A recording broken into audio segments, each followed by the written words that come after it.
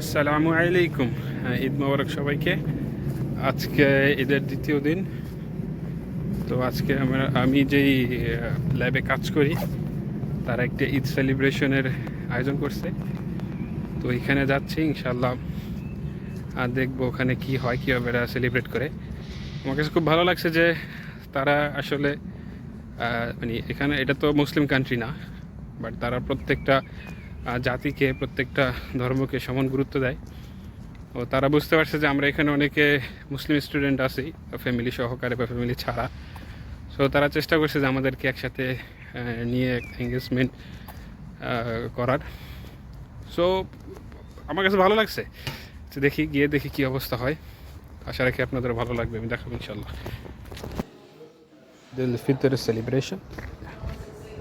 তো এইখানে রুমে ঢোকার পরে এরা একটা কার্ড দিয়েছে, লেখা রমাদান করিম, ঈদ মোবারক।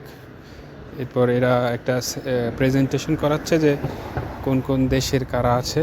আপনারা পতাকা দেখতে পাচ্ছেন।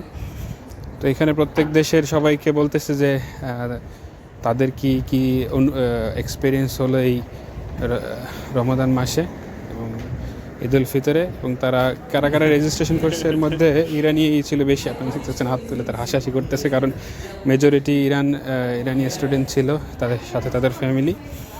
বাংলাদেশি হিসেবে আমি একা ছিলাম, ইন্ডিয়ান ছিল, এরপর হচ্ছে ইজিপশিয়ান ছিল, স্পেনে ছিল, পর্তুগিজ ছিল। ইন্ডিয়ান যে ছিল সে আবার অলরেডি পর্তুগিজের সিটিজেনশিপ পেয়ে গেছে, এই জন্য টাকা দেয়নি। অনেক ফুড ছিল এখানে, বিশেষ করে ইন্ডিয়ান ফুডগুলো ছিল, তান্দুরি চিকেন, ব্রেড, এই আর কি এইসব। আর টি, কফি এগুলো তো কমন থাকেই।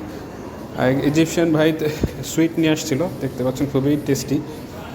সো ওভারঅল খুব ভালো হয়েছে। খাওয়ার শেষে অনেক টি ছিল, আমি একটু চা কফি খাইতে পছন্দ করি।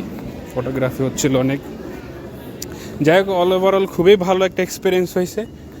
ডাইভার্স সোসাইটির, ডাইভার্স কালচারের লোকজন আসছে।